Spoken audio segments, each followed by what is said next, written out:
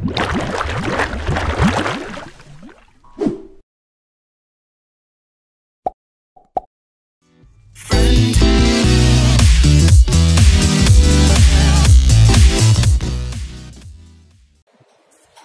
अब हम बात करने जा रहे हैं ऑब्जेक्टिव टाइप क्वेश्चंस के। इसमें सबसे पहले कॉम्प्रिहेंशन की बात करते हैं। आपको पैराग्राफ दिया और उससे रिलेटेड 3 क्वेश्चंस पूछे हैं। तो चलिए सबसे पहले पैराग्राफ पढ़ते हैं, क्या पूछ रहे हैं। इन्होंने हमें एक ग्राफ दे दिया है और बोला है कि there are 2 person travelling from 0 to 4 and another person travelling from -4 to 4। अब आपसे बोला है कि रामलाल जो है वो शॉर्टर डिस्टेंस ट्रेवल कर रहा है श्यामलाल से, यानी श्यामलाल की डिस्टेंस ज्यादा है रामलाल से। श्यामलाल -4 से 4 तक चल रहा है और जो हमारा रामलाल है वो 0 से लेकर के 4 तक चल रहा है। इतनी बात हम यहाँ से समझ गए। अब आगे उसने बोला है कि also given that for every integral distance, यानी 2 से लेकर के 3 तक इज इंटीग्रल डिस्टेंस आपको प्रोवाइडेड है कॉम्प्रिहेंशन में।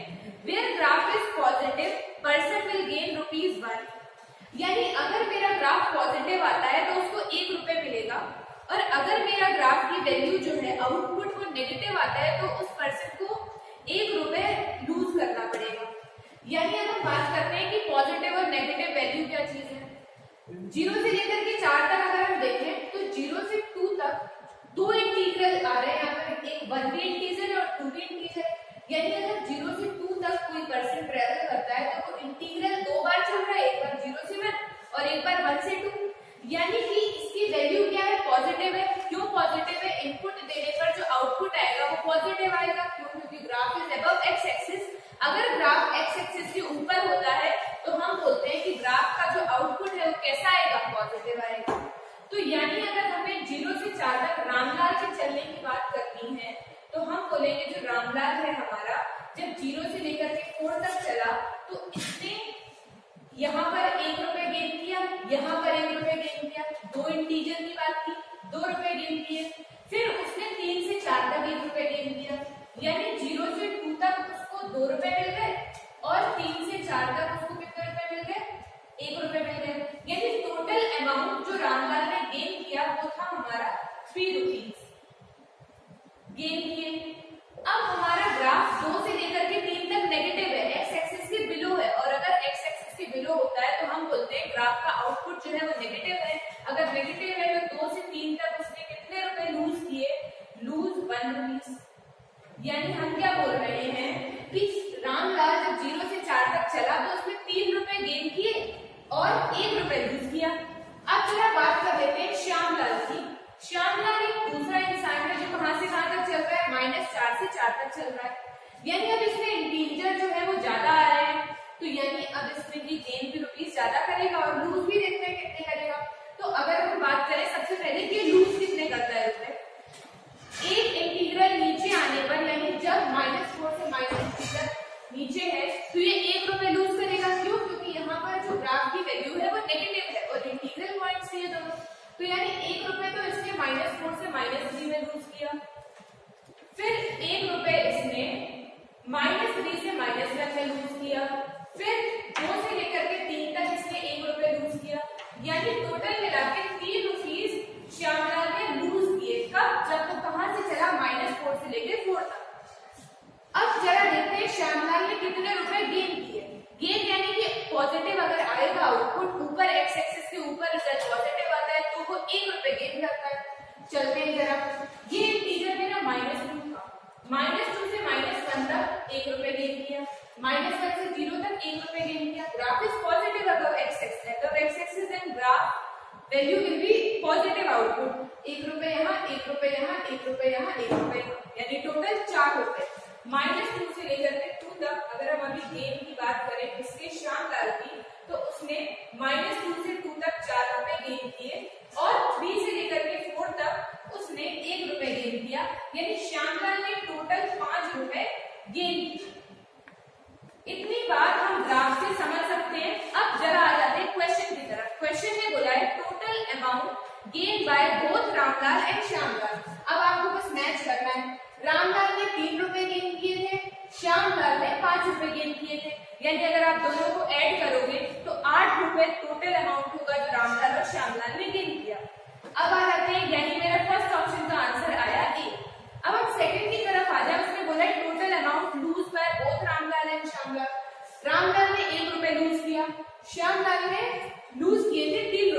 तो यानी अगर हम देखें तो टोटल अमाउंट रामलाल और श्यामलाल ने जो लूज किया वो आया 1+3, यानी कि 4 रुपए जो है वो रामलाल और श्यामलाल ने लूज किए। अब बात करते हैं जरा क्वेश्चन नंबर 3 सेकेंड का ऑप्शन हमारा डी ऑप्शन आ गया। थर्ड में बोला है हमसे another person Rohan is travelling -2 से 2 तक। अब आपसे बोला है कि given that if graph cuts X axis then he will gain ₹0.5, यानी अगर ग्राफ एक्स एक्सिस को काट के जाता है तो उसको 0.5 रुपए मिलेंगे। Calculate the money earned by Rohan. -2 से लेकर के 2 तक ग्राफ केवल 2 जगह ही किसको काट रहा है, एक्स एक्सिस को, यानी यहाँ पर उसको 0.5 रुपीज मिले, यहाँ पर उसको 0.5 रुपीज मिले, तो यानी टोटल अमाउंट जो रोहन ने गेन किया वो कितना आया, 0.5 + 0.5 यानी कि 1 rupees. This is the amount which is gained by Rohan. Chitransh okay. Question number 5 की बात करते हैं। हमसे बोला है which of the following option is incorrect. आपको ध्यान जिस बात पे देना है वो है शब्द इनकरेक्ट। जब आपको एक ग्राफ दे रखा है, अब हमसे बोला है graph will give positive value in interval -2 से -1। -2 से -1 तक जो ग्राफ है वो एक्स एक्सिस के ऊपर है। यदि ग्राफ एक्स एक्सिस के ऊपर होता है तो पॉजिटिव वैल्यू देता है, बिल्कुल ठीक बात है, तो ये इनकरेक्ट ऑप्शन में आएगा नहीं। आगे बढ़ते हैं, बोला है graph will give negative value इन 1 से 2। 1 से 2 को अगर आप देखोगे graph is above x axis, यानी output will be positive, value will be positive, तो ये ऑप्शन हमको कैसा मिल गया, इनकरेक्ट। यानी मेरा आंसर क्या हो गया, बी ऑप्शन। पर चलिए हम सी ऑप्शन की को भी देख लेते हैं, कर cross check. Graph will give negative value in interval 2 से 3। अगर हम 2 से 3 तक देखें तो ग्राफ जो है वो एक्स एक्सिस के नीचे है। अगर एक्स एक्सिस के नीचे है तो graph will give negative value, तो यानी कि ये भी बात सही है। तो हमारा जो आंसर है वो कौन सा ऑप्शन हो गया, बी। खत्म। चौथा भी हो गया। एक्शन। क्वेश्चन नंबर 6 की अब हम बात करने जा रहे हैं। हमको y बराबर fx का ग्राफ दे दिया है। वैसे तो ये जो ग्राफ है वो हमारा sin x का होता है, पर अभी हम उसकी बात नहीं करेंगे। अभी हमें y बराबर fx का ग्राफ दे दिया है। अब हमसे बोला है कि f ऑफ -x जो ऑप्शन में दे रखी है और एक हमें माइनस ऑफ fx का ग्राफ दे रखा है। आपको बताना है कौन सा करेक्ट है। तो अगर आप f ऑफ -x के ग्राफ की बात करो तो इसमें जो हमारा ग्राफ होता है वो हमारा y एक्सिस के अबाउट पलट जाता है। यानी कि जब हम इनपुट x π/2 देते हैं तो जो ये वैल्यू देता है वो वाली देता है, जब जो -π/2 कर देगा। क्यों? क्योंकि x के आगे माइनस लग चुका है। तो यानी f ऑफ -x का जो ग्राफ होता है वो कुछ इस तरीके से बनता है। यानी this graph will be symmetric about y axis. पर हमारे पॉइंट्स सही रहेंगे, ये पाई है, ये 2π है, ये हो जाएगा हमारा -π और ये हो जाएगा हमारा -2π। आप क्वेश्चन पेपर में देख सकते हैं ग्राफ। अब आगे हमें माइनस ऑफ fx के ग्राफ की बात करनी है। तो यानी इस ग्राफ का सबसे पहले मतलब क्या है, y बराबर fx का कोई ग्राफ है वो हमें दे रखा है, आगे माइनस कर दिया, यानी कुछ x को हमने कुछ इनपुट दिया, आउटपुट निकल के आया। पर आउटपुट के बाहर एक क्या बैठा हुआ था, माइनस बैठे हुए थे। तो उस माइनस में यानी जब मेरा आउटपुट पॉजिटिव आ रहा था तब आउटपुट कैसा आएगा, नेगेटिव आएगा। और जब आउटपुट नेगेटिव आ रहा था तब हमारा आउटपुट कैसा आएगा, -fx का पॉजिटिव आएगा। यानी graph will be symmetric about x axis, यानी x एक्सिस के अबाउट जो ग्राफ है वो पलट जाएगा। अगर हम इसको पलटेंगे तो ये क्या हो जाएगा, this will be like this. तो यानी ये जो ग्राफ है हमारा वो किसका है, माइनस ऑफ fx का, 0π 2π, this will be -π and this will be minus of 2π। तो यहाँ से आप एक चीज देख सकते हैं कि क्वेश्चन पेपर में f ऑफ -x का ग्राफ भी ऐसे ही दे रखा है, माइनस ऑफ fx का ग्राफ भी ऐसा ही दे रखा है। तो ऑप्शन हमारा हो जाएगा बोथ ऑफ दीज। बस आपको ये पॉइंट्स एक बार जरूर चेक कर लेना कि ये कहाँ से लेकर के कहाँ तक है ग्राफ। तो ये हमारा बनता है -1 तक। तो for this option will be C, both of. हम क्वेश्चन एमसीक्यू में क्वेश्चन नंबर 7 की बात कर रहे हैं। क्वेश्चन नंबर 7 हमें क्या दिया है, पहले हम देखते हैं a - b का होल स्क्वायर। अगर हम सिंपल टर्म में देखें तो हमारा क्या होता है, a² - b² a + b² - 2ab। But यहाँ पे a क्या है, एक मैट्रिक्स है, a is a matrix and b is a matrix, ठीक है, दोनों मैट्रिक्स है। तो मैट्रिक्स की कंडीशन क्या होगी, हमें पता है A B is not equal to B A. तो हम क्या कहते हैं, हम जब सॉल्यूशन करते हैं तो क्या होता है A square plus B square, तो ऐसे नहीं, आप ऐसे देखिए A plus A minus B A square minus B A minus A B, sorry A B minus B A plus B square. हमारा A B not equal to B A, तो हमारा A B और B A not equal to, तो हमारी unit की property नहीं बन सकती। तो हमारा आंसर क्या होगा, ये नहीं होगा, ये नहीं हो सकता, ये हमारा आंसर होगा 4। तो दैट्स व्हाई इसका आंसर है 4। हमें क्वेश्चन में क्वेश्चन नंबर 1 में अपर ट्रायंगुलर, अपर ट्रायंगुलर की प्रॉपर्टी क्या होती है कि हमारे जो एलिमेंट है मैट्रिक्स में वो लीडिंग डायगोनल से ऊपर वाले सारे क्या बने, एक ट्रायंगल बना, और नीचे वाले सारे क्या हो हमारे जीरो।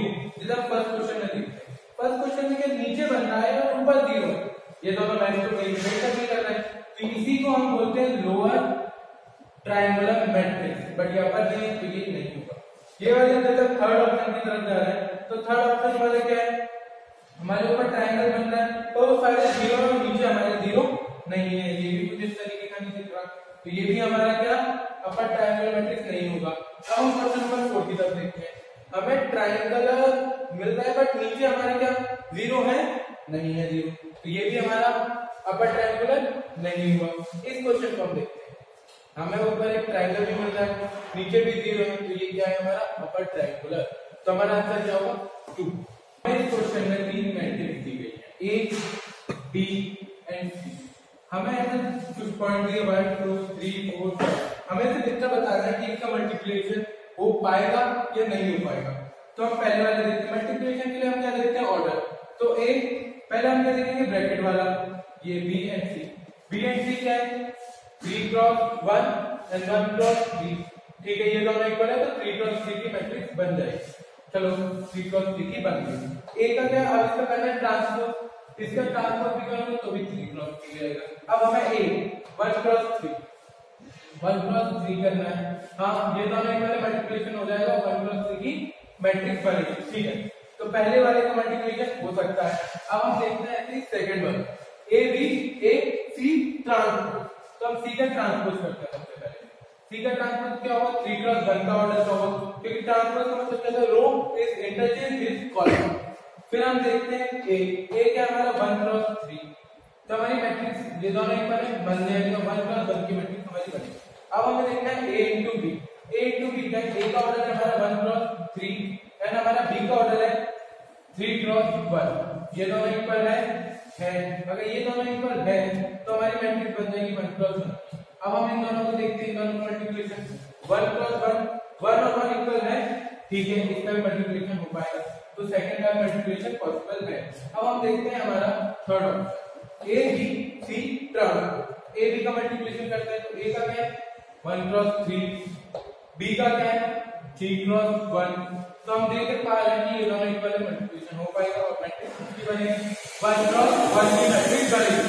अब हम C डैश हमारा क्या है 3 क्रॉस 1 क्रॉस 3 पर transpose interchange with row with column, तो क्या बनेगी 3 क्रॉस 1, ये दोनों इक्वल है हमारा, इक्वल नहीं है, तो इसका मल्टीप्लिकेशन नहीं हो पाएगा। अब हम ऐसे देखते हैं चौथा वाला क्वेश्चन A B C का हमारा क्या दिया गया है ट्रांसपोज दिया गया है हमको, और A ट्रांसपोज मतलब पहले इन तीनों का मल्टीप्लिकेशन, उसके बाद हमें ट्रांसपोज करना है। तो A B का पहले मल्टीप्लिकेशन करो 1 क्रॉस 3 क्रॉस 1, तो 3 इक्वल है, तो 1 क्रॉस 1 बचेगा हमारा। फिर हमें इसमें किसका C का मल्टीप्लिकेशन करना है, तो C का क्या है 1 क्रॉस 3, 1 इक्वल हो गया, तो 1 क्रॉस 3 बचा। अब इसका हमें ट्रांसपोज करना है, ट्रांसपोज क्या होगा 3 क्रॉस 1।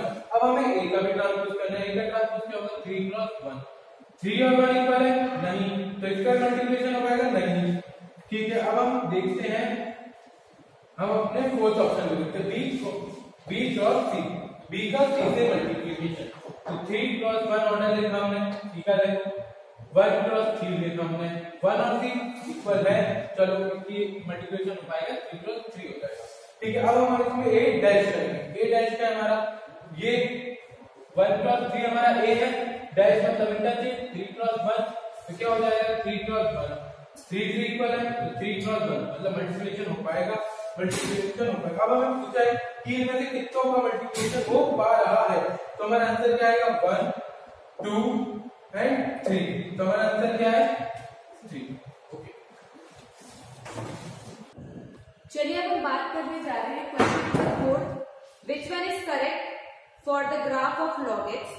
तो सबसे पहले अगर आपने क्लास में ध्यान से सुना होगा तो आपको पता होना चाहिए कि हमारा log x का ग्राफ कुछ इस तरीके से होता है, यानी ये 1,0 होता है क्यों, क्योंकि log 1 बराबर 0। अब देखिए, अब हमसे पूछा है ए ऑप्शन में graph of log of -x is always above x axis. तो आप दो चीजें समझ लीजिए, एक log ऑफ -x का ग्राफ और एक माइनस ऑफ log x का ग्राफ। जब हम log ऑफ -x के ग्राफ की बात करते हैं तो जो हमारा ग्राफ बनता है that graph is symmetric about y axis. तो ये ग्राफ कुछ इस तरीके से बनेगा और ये जो पॉइंट होगा वो होगा -1, 0। और जब हमें ग्राफ बनाना पड़ेगा माइनस ऑफ log x का, then that graph will be symmetric about x axis के अबाउट ग्राफ पलट जाता है, तो हम ये बोलेंगे 1, 0 से ग्राफ कुछ इस तरीके से बनेगा। तो चलिए बात करते हैं, ऑप्शन ए में आपको दे रखा है graph of log of -x is always above x axis. log of -x के ग्राफ को आप देखोगे तो ये बिल्कुल भी पूरी तरीके से x एक्सिस के ऊपर नहीं है, तो हम कहेंगे option A is incorrect. Second option आप देखोगे log ऑफ -x का graph is symmetric about y axis. बिल्कुल आप log x के ग्राफ को देखो और log ऑफ -x के ग्राफ को देखो, ये y एक्सिस के अबाउट सिमेट्रिक है, यानी ये ऑप्शन करेक्ट हो गया। सी वाला ऑप्शन आपसे बोला है graph of minus of log x is symmetric about x axis. Minus of log x का ग्राफ x एक्सिस के अबाउट सिमेट्रिक है, तो ये ऑप्शन भी सही है, यानी incorrect option is option A. Question number 9 की बात करने जा रहे हैं ऑब्जेक्टिव टाइप की। उसमें बोला है आपको कि ए जो है वो एक स्क्वायर मैट्रिक्स है एन ऑर्डर की, और आपको क्वेश्चन में दे दिया है कि ए स्क्वायर जो है वो आई के बराबर है, आई एन के बराबर। I N is what, identity matrix of order N. तब आपसे बोला है कि ए किसके बराबर है। तो आप सबसे पहले ये देखिए कि हमने क्या किया, हमने बोला कि आई स्क्वायर निकालते हैं, आई स्क्वायर यानी आइडेंटिटी मैट्रिक्स का स्क्वायर निकालते हैं। हमने स्क्वायर किया, तो जब आप स्क्वायर करोगे तो वो आई के बराबर ही आएगा। कैसे, इसका स्क्वायर निकालने के लिए फर्स्ट रो फर्स्ट कॉलम लिया हमने, जो हमारा बेसिक तरीका होता है 1 का 1 से 0 का 0 से बनाया, आगे 1 का 0 से 0 का 1 से 0, इस तरीके से ये आई के बराबर ही आएगा। अब यहाँ से हम कह सकते हैं कि ए स्क्वायर जो है मेरा वो आई एन स्क्वायर के बराबर है, यानी अगर हम इसको एक तरफ लेकर के जाए ए स्क्वायर बराबर माइनस आई एन का स्क्वायर बराबर 0, ए स्क्वायर माइनस बी स्क्वायर बराबर 0 है, तो यहाँ से आप लिख सकते हो ए plus B, A minus B बराबर 0। तो यहाँ से आप देखोगे कि ए की जो है वो दो वैल्यूज आ जाएगी, एक आई एन के बराबर और ए की वैल्यू एक आ जाएगी माइनस ऑफ आई एन के बराबर। तो आप देख सकते हो कि जो आप इस क्वेश्चन का आंसर होगा वो सी बोथ ऑफ दीज हो जाएगा।